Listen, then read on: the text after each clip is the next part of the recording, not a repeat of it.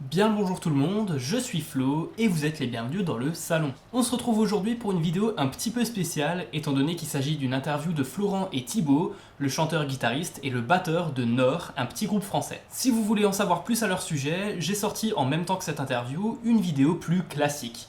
Je vous mets le lien dans la description et en fin de vidéo. Et avant de passer à la suite, je voulais juste m'excuser pour les quelques bruits parasites que vous allez entendre en première partie d'interview, notamment des cris d'enfants. Ouais, en fait, il faisait assez chaud quand on a tourné tout ça, donc on s'était dit que c'était peut-être une bonne idée de laisser la fenêtre ouverte. Spoiler, c'était pas une bonne idée. Et évidemment, je voulais aussi remercier Florent et Thibaut d'avoir accepté de répondre à mes questions, et aussi mon pote François qui m'a donné un énorme coup de main pour réaliser cette interview. Je vous mets le lien de sa chaîne YouTube dans la description. Voilà, je crois que c'est tout ce que j'avais à vous dire. Du coup, bon visionnage. Donc salut Florent et Thibaut, comment vous allez?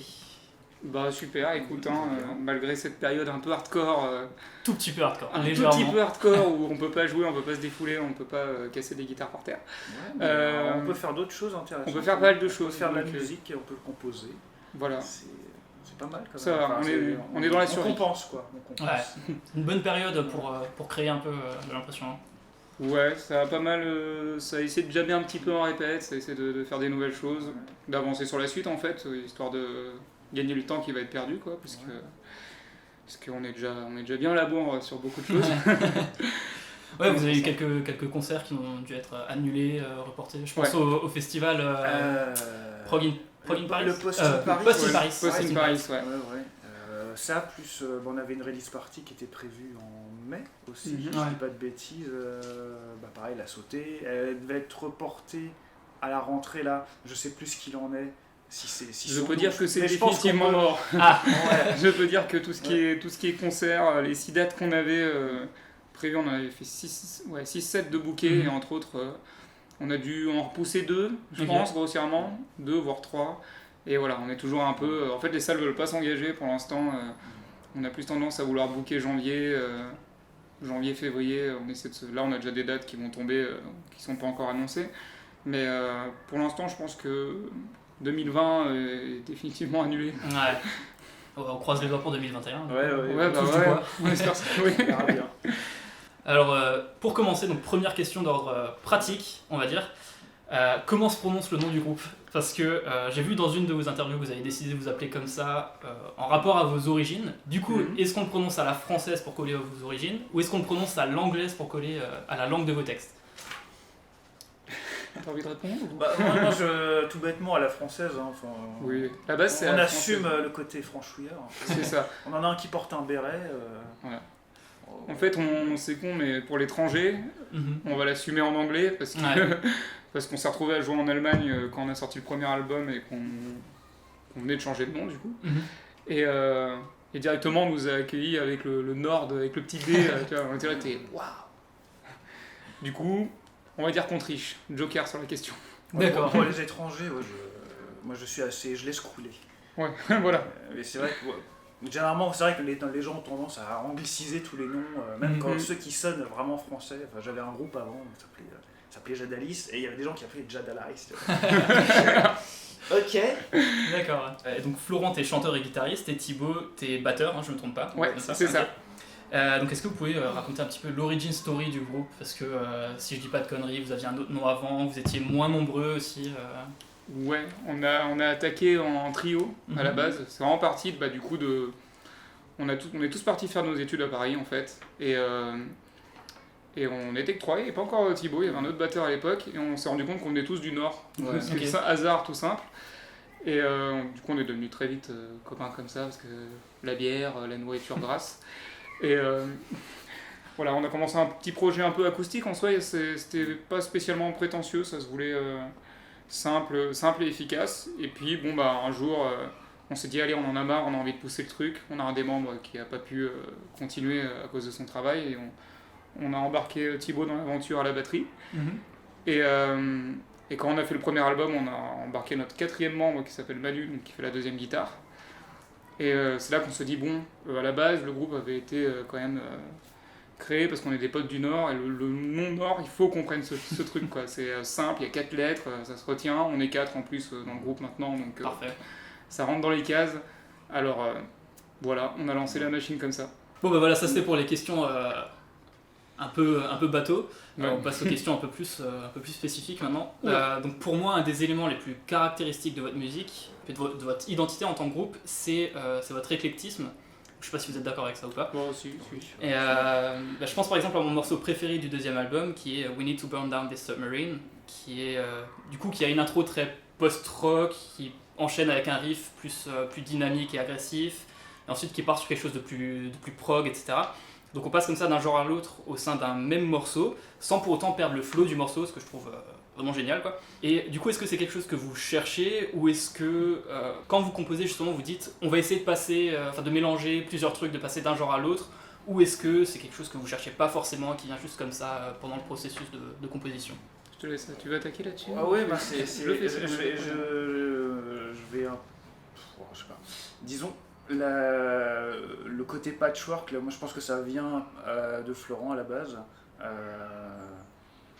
Quand je suis arrivé, en fait, il y avait déjà cette idée de on mélange plein de genres parce qu'on écoute plein de choses. Voilà. Pour ma part, parce que après tu rajouteras ton truc, hein, moi je suis un grand fan de progressif, et c'est vrai que dans la structure des musiques prog, t'as des enchaînements de passages calmes, passages énervés. On va chercher des influences un peu partout dans le classique, dans le jazz. Et moi j'aime bien ce côté-là, j'aime bien quand les musiques sont très variées, qu'elles apportent beaucoup de couleurs. Et c'est ce qui m'a séduit un peu quand j'ai rejoint le groupe. Mais il y a déjà cette patte-là. Donc après, je sais pas à l'origine. À l'origine, c'est juste que on a beau écouter beaucoup de choses. Enfin, personnellement, je supporte pas m'ennuyer en écoutant un album. C'est super chiant, mais il y a des artistes que j'adore et je suis incapable d'écouter un album en entier parce que j'ai l'impression d'écouter 15 fois le même morceau. Tu vois. Et donc l'effet patchwork qui vient principalement de là, je pense. Après, sur le deuxième album, ce qui est un peu plus particulier, c'est que ça a été composé un peu vite, je trouve en tout cas. Et que pour le coup, j'ai balancé des plateaux de riffs à la pelle. Donc généralement, j'arrive avec une base de au moins 3-4 minutes facile à présenter à tout le monde, où il y a déjà une basse, une batterie décrite, mais qui ne seront jamais les éléments def, quoi.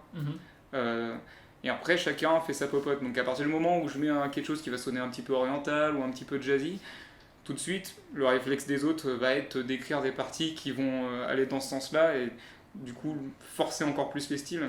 Donc là où c'est compliqué, c'est juste de faire des bonnes transitions qui font que ça va pas être casse-gueule, comme tu disais, pour pas perdre le truc. Après, je pense que c'est peut-être aussi pas mal le chant qui permet de lier un peu tout ça. Généralement, les transitions les plus compliquées sont faites avec du chant ou tout simplement parce que j'écoute beaucoup d'Illinger Escape Plan et que eux, en fait, ils ont beaucoup de parties madcore qui te permettent d'enchaîner sur n'importe quoi. Donc quand t'as compris comment ça marche, tu peux reprendre un peu ce genre d'idées et les refaire à ta sauce, et ça, c'est ce qui fait généralement quand j'en chie vraiment pour réfléchir à une transition qui marche.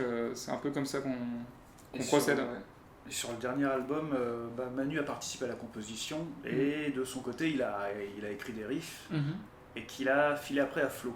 Donc Flo s'est retrouvé avec un choix d'éléments à placer dans un morceau. Tiens, qu'est-ce qu'on va mettre c'est toujours le truc du patchwork, c'est un travail de collage. Un peu au Lego, et c'est vrai que le gros travail après, c'est de lier tout ça et de rendre le truc homogène.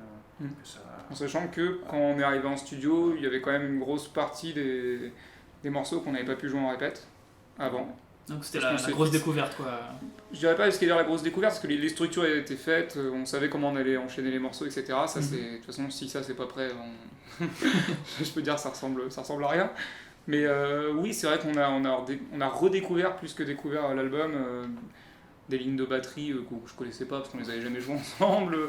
Et puis Manu en particulier, qui en fait est le seul qui habite encore à Lille. Du coup, il peut pas être présent en répète, mais il nous fait des enregistrements, on essaie d'échanger comme on peut. Et qui lui, pour le coup, est arrivé en studio, on n'avait strictement aucune idée de ce qu'il faisait sur, je pense, les 3/4 des morceaux.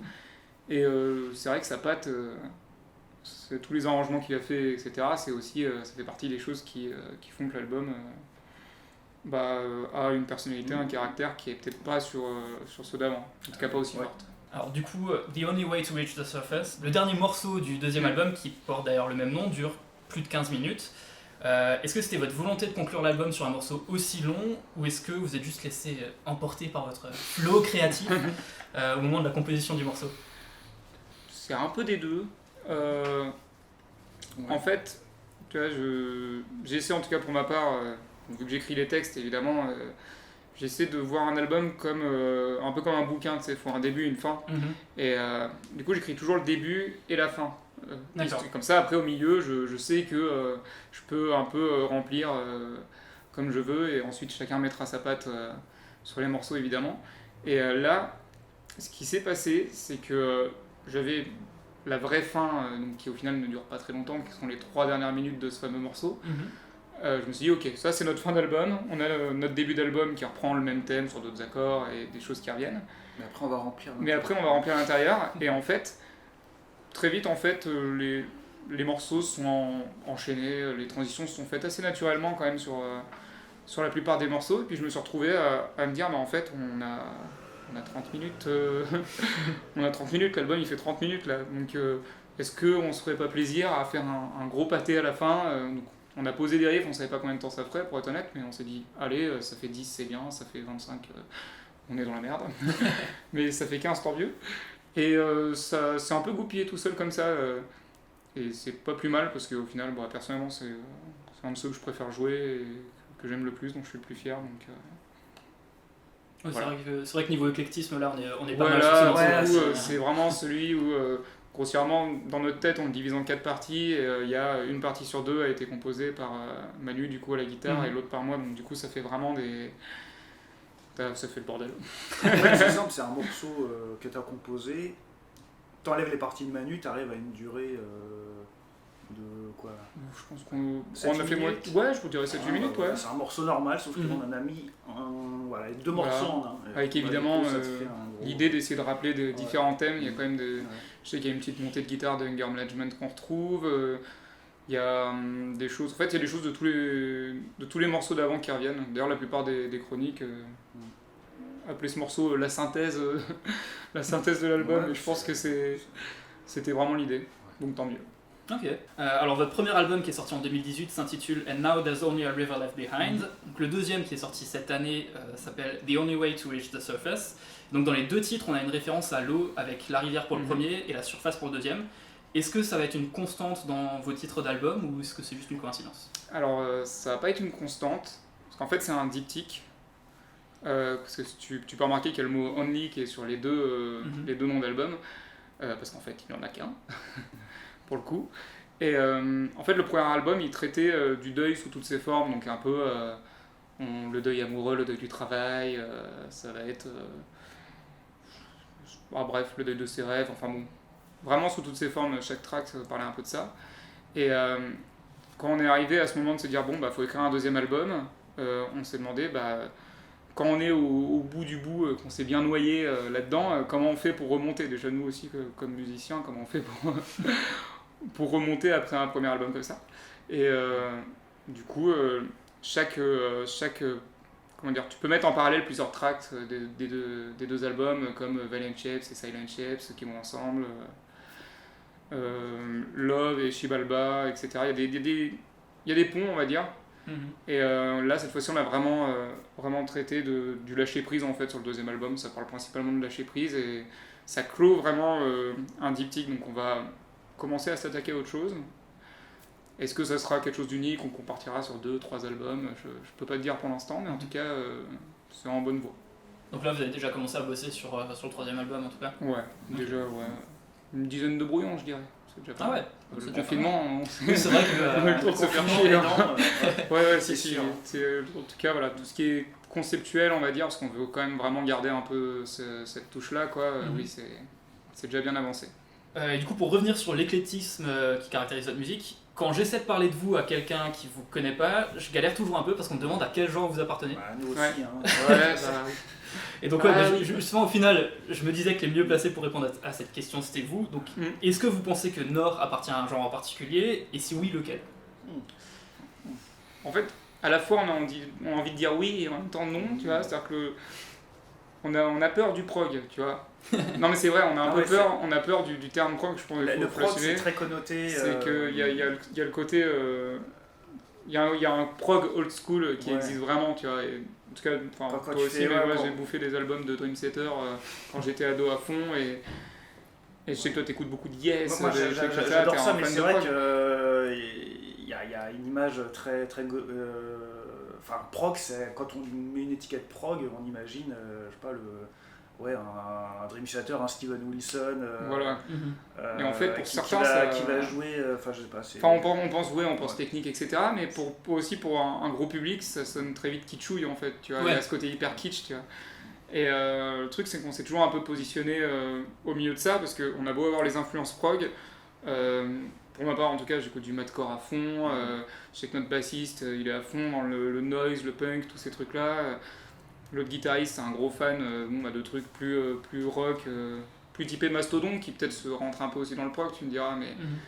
Mais c'est vrai que, voilà, en fait, je pense qu'on a passé tellement de temps dans des concerts de post-rock et de post-hardcore, parce que ça se rapprochait vachement plus de notre premier album, que du coup, on fait un truc que je pense n'existe pas, qui est sur une sorte de post-progressif, ou un truc comme ça, je sais même pas comment on peut appeler ça, tu vois. Et en même temps, ça nous va, tu vois, de pas savoir, parce que à la fois, c'est chiant pour booker des concerts, des trucs comme ça, je t'avoue que c'est un peu la tenace. De se placer, on est vraiment obligé de cibler, mais en même temps... T'es pas assez prog pour les progueux, c'est ce qui rend le t'es pas truc, assez madcore. Et bon, c'est ça qui rend aussi le groupe un peu singulier, quoi. Donc on a envie de dire qu'on fait juste du rock ou juste du métal, on n'essaie pas de tirer plus loin que ça. Après, j'aime pas dire ça, parce que Gojira, on dit la même chose il y a 10 ans, quand ils se sont fait connaître, on fait juste du rock. Ouais. Donc, sauf que bon, on n'est pas au même niveau. Pas encore. Bah écoute, on espère. on croise les doigts. Et justement, pour continuer sur les genres musicaux, des genres, il y en a des nouveaux qui naissent à peu près tout le temps. Il y a aussi des genres qui évoluent constamment. Et il y a de plus en plus de groupes qui mélangent les influences et sont des espèces hybrides. Donc vous, avec Nord, vous en êtes un parfait exemple. Mais même dans la musique mainstream, j'ai l'impression que c'est de plus en plus rare de voir un groupe ou un artiste qui se cantonne à un seul genre bien précis. Alors du coup, on va partir sur une question un petit peu plus presque philosophique. Est-ce qu'on n'arriverait pas à une époque où la notion de genre musical perd de plus en plus en pertinence, et est-ce qu'il serait pas temps d'arrêter de définir les artistes par le genre auquel ils appartiennent? Ça nous dépannerait pas mal. Ah oui, c'est intéressant, mais c'est effectivement... Moi, je me suis déjà posé cette question. On pourrait faire un mémoire là-dessus, je pense, sans problème. Ah oui, on arrive à un point où on mélange tellement tous les styles que... Déjà quand j'étais ado, donc il y a un peu plus de 10 ans, je me disais déjà, je comprends rien, tu vois. Juste déjà quand, les styles en général, mais quand tu rentres dans le métal par exemple, il y a un truc, quand tu parles avec quelqu'un, tu dis oui, c'est un groupe de death par exemple, bah, le mec te dira jamais la même chose, quoi. Ouais.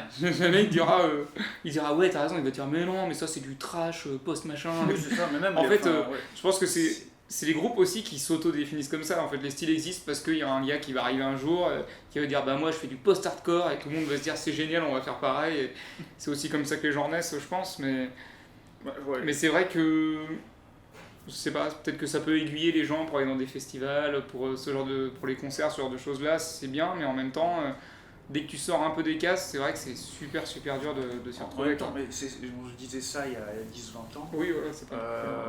Avec du recul, quand on regarde la musique de 10-20 ans, est-ce qu'elle paraît aussi bordélique que ce qu'on imaginait à l'époque? Enfin, je suis pas sûr.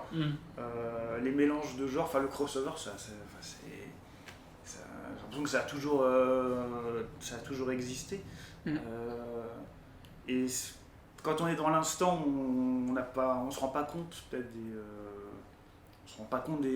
de l'aspect que ça, mais avec du recul, c'est le fait de mélanger un truc fait que ça va plaire à d'autres groupes. Et je sais pas, je peux prendre un exemple comme Face No More. Je pense qu'à l'époque c'était vachement novateur et il n'y avait pas grand monde qui faisait ce genre de musique. Et quand on regarde avec le recul, ce style-là, ça a donné naissance à un genre, et il y a plein de groupes qui ont suivi derrière. Et au final, ça paraît pas autant bordélique que ça pouvait l'être à l'époque. Alors, c'est dur parce qu'on a toujours un décalage entre l'instant présent et quand on regarde dans le passé. Donc, peut-être que c'est le bordel aujourd'hui, mais on le saura que dans 10-20 ans. Peut-être que dans 10-20 ans, ce sera encore pire. Oui, il y a des chances. Et peut-être qu'on se dira dans 10-20 ans, en fait, ça nous paraissait super logique, quoi. Il y a un truc comme ça qui s'est créé un mouvement et ça a donné ça, et ouais, c'est normal. On verra. Ouais. Mais ouais, c'est question en suspens, quoi. C'est compliqué. Donc justement pour ce qui est de vos influences musicales, donc vous avez déjà cité Dillinger Escape Plan ou Mastodon entre autres, mais au même titre que la synthwave par exemple qui s'inspire beaucoup du cinéma des années 80 par exemple, est-ce que vous avez eu d'autres influences en dehors de la musique, que ce soit pour votre deuxième album en particulier ou pour votre musique de manière générale? En cinéma, je sais pas. En fait, on est deux à bosser, en tout cas, on fait une école d'audiovisuel et du coup, Romain le bassiste bosse sur des longs métrages et pour ma part, du coup, école de cinéma implique que tu bouffes des films, donc évidemment, c'est voilà, j'en mange au petit-déj, on va dire. Mais non, je sais pas, je suis pas sûr, honnêtement, je suis pas spécialement sûr qu'on ait des influences extérieures. Je pense qu'en fait, la seule vraie influence autre que écouter de la musique qui peut nous faire quelque chose sur notre musique, c'est plus la vie en général, donc ça va être nos vies personnelles, à quel point le taf nous saoule, tu vois, nos histoires amoureuses et tout ça, en fait c'est ça qui... En fait je suis quasiment sûr que, même si je sors un peu de la question en disant ça, mais je suis quasiment sûr qu'en fait tu peux pas écrire de musique si tu vis pas, tu vois, je pense qu'un mec... Et pourtant... À l'inverse, pendant le confinement, on a beau avoir écrit pas mal de trucs, c'est justement parce qu'on pouvait pas sortir qu'on écrivait beaucoup de choses et qu'on était frustrés, tu vois, donc on écrivait sur la frustration. Mais après, évidemment, le cinéma, tout de suite, quand tu as un film qui te prend vraiment, ça t'inspire et tu fais un rapport avec ta vie personnelle toujours, tu t'attaches à des personnages, etc. Et oui, je pense qu'inconsciemment, ça doit inspirer un peu, mais c'est surtout le personnel et les ressentis de chacun sur le moment qui fait que t'écris, en plus des influences qui aident pas mal. Alors maintenant on va s'éloigner un peu de tout ce qui est genre musical, inspiration, etc. Alors Florent, on a déjà pu entendre ta voix ailleurs, dans un autre projet que Nord, à savoir dans le morceau Survivors de Hollywood Burns, qui est sorti quelques mois avant le premier album de Nord. Alors donc Hollywood Burns c'est de la dark synth, donc plus ou moins dans le même style que Carpenter Brut, Perturbator, etc. Donc a priori ça n'a pas grand chose à voir avec Nord. Mais du coup, est-ce que vous avez eu des retours de gens qui vous ont découvert grâce à ça? Parce que personnellement c'est mon cas justement. D'accord, c'est marrant. J'ai pas forcément eu de retour. Donc faut savoir que Emmerich, qui est Hollywood Burns, c'est un super pote d'école, on était en cours ensemble, du coup en école d'audiovisuel. Et donc, du coup, quand il m'a proposé de le faire, évidemment j'étais trop content, quoi. C'était au contraire un méga plaisir. Et voilà, j'ai vu dans les commentaires YouTube qu'il y avait pas mal de gens du coup qui avaient aimé. Après, j'ai pas nécessairement fait de pub, j'avoue. Ce que j'aurais peut-être dû faire, tiens. Tellement pas de pub, parce que gratter quelques likes. Je ne le savais pas. Tu savais pas que j'avais fait un feat dans un morceau de Synthwave? Alors je t'ai vu en feat en basse. Oui, parce qu'en fait j'avais aussi fait il avait fait un live où je faisais de la basse dedans. Avec des également extraterrestres. sur son premier EP. Ouais. Mais c'est tout ce que j'ai. Ouais, c'est tout. Donc non, en tout cas personne m'a jamais dit ça pour l'instant. C'est souvent en concert qu'on rencontre des gens et qui viennent nous voir à la fin, on papote un peu. Et là, depuis la sortie du deuxième album, on reçoit beaucoup de messages sur Instagram, etc. Ce qui fait super plaisir parce que exister en France c'est compliqué. Mais je t'avoue que via Hollywood Burns, ça n'a pas forcément pris, entre guillemets. Puis en plus, c'est la dernière track de l'album, je crois, ou l'avant-dernière. C'est l'avant-dernière Track de l'album, et du coup, ça reste presque un peu anecdotique, et surtout, je pense qu'on n'était pas très force de promotion à l'époque avec Nord sur cette période-là. En tout cas, je suis grave content pour lui, parce que son album est génial, et ça... Ah oui, c'est une pépite. Lui, pour le coup, le cinéma, tu le ressens. Oui, ouais, là, ça se ressent un petit peu. L'influx, voilà, en même temps, c'est de la synthwave, ça va avec. Et du coup, pour enchaîner là-dessus, donc cette fois, ça vous concerne tous les deux. On va parler un petit peu de la mésaventure que vous avez eue au moment de la sortie du deuxième album de Nord. Alors vous avez eu quelques soucis de référencement sur les plateformes de streaming. Oui. Alors en l'occurrence, si je dis pas de bêtises, pendant quelques jours, l'album était assigné à un autre groupe, c'est ça? Selon les plateformes.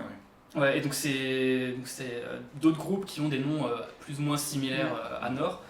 Et est-ce que ça vous a permis de toucher un public que vous n'auriez pas forcément pu toucher autrement? Des gens qui sont allés sur les pages de ces autres groupes-là, qui ont vu cet album, qui l'ont écouté et qui ont capté que c'était pas du tout la même chose? Franchement, je sais pas trop. Tu vois. On a une vue sur des courbes d'audience.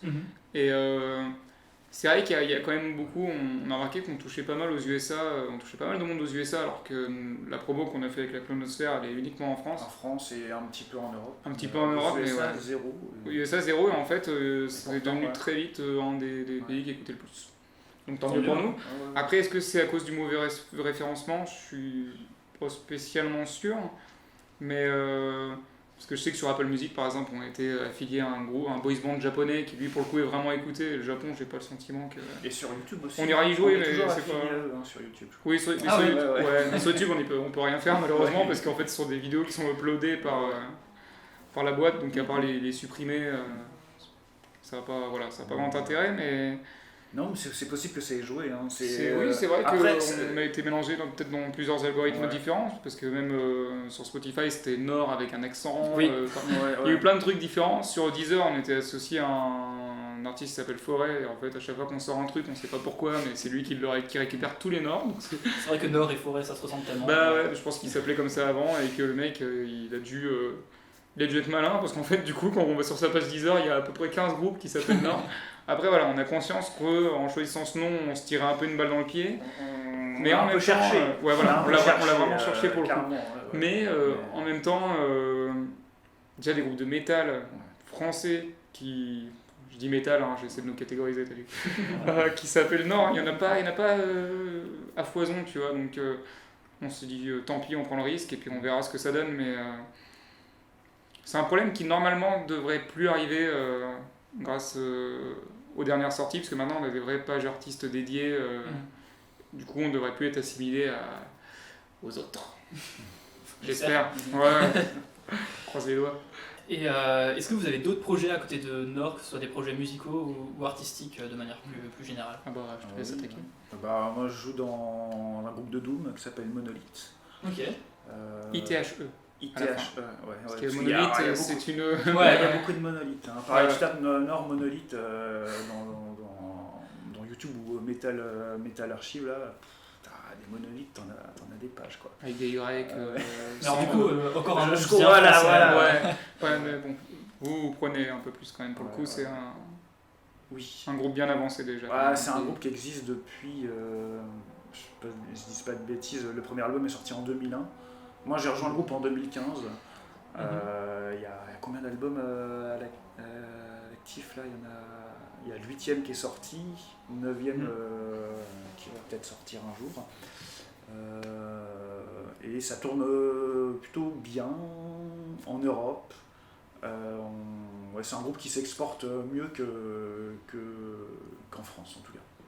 On D'accord. a joué en Europe, on a fait une tournée au Japon, on a joué à Hellfest aussi, enfin, on a fait quelques belles dates, quoi. Sympa. Et ça tourne.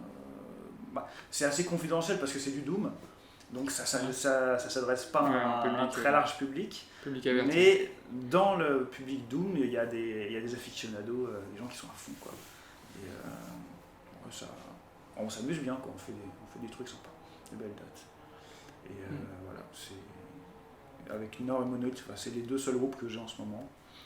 Voilà, puis c'est à peu près tout ce que je fais à l'heure actuelle. C'est déjà pas De mal. manière Hein. C'est déjà bien. Ça C'est prend déjà pas mal bien de chronophage. temps, Hein, ouais. tu vois. Et toi, t'as quelques Et projets moi, je aussi, joue dans un autre groupe qui est un groupe de. Bon, là-bas, c'était quelque chose de très grind, c'est parti en hardcore, il y a plusieurs albums, etc. Mais je suis dans les derniers arrivés en fait. Donc, je suis arrivé il y a un an dans un groupe qui s'appelle Nesseria, c'est un groupe de post-hardcore d'origine orléanaise, qui, pareil, je pense, frôle les 20 ans là, cette année d'existence. Il y a 3 albums, des splits, des EP, etc. Et ça vise à évoluer sur quelque chose peut-être d'un peu plus screamo, et toujours un peu post, parce qu'il y a toujours cette patte-là qui traîne, et dans lequel je fais de la basse par contre, qui est mon instrument de base normalement.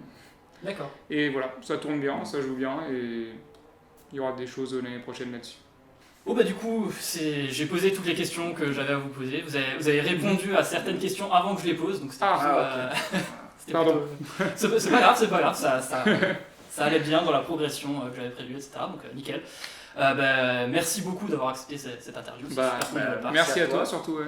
À vous même. À vous. Oui, parce que vous voyez pas, mais Oui, il y a François big juste up, ici. Big up aux techniciens. Trop souvent oubliés. Toi-même, tu sais. Donc je vous souhaite le meilleur pour la suite. J'espère que vous pourrez avoir quelques dates une fois que tout ce bordel de pandémie mondiale on ce espère sera aussi. passé. On a Ah ouais, ouais. 2-3 qui sont figés pour l'instant et c'est en train de faire même plus que ça. Et voilà, on s'avance pas trop pour l'instant. Pas envie de dire de bêtises. vaut mieux pas trop s'en lancer. Ouais. On va s'en sortir. Mais oui. Ah oui, on n'est pas inquiet là-dessus. Bon, bah tant mieux. Et ben, je pense qu'on peut s'arrêter là. Cool. Yes. Voilà, nickel. On va ouvrir la fenêtre.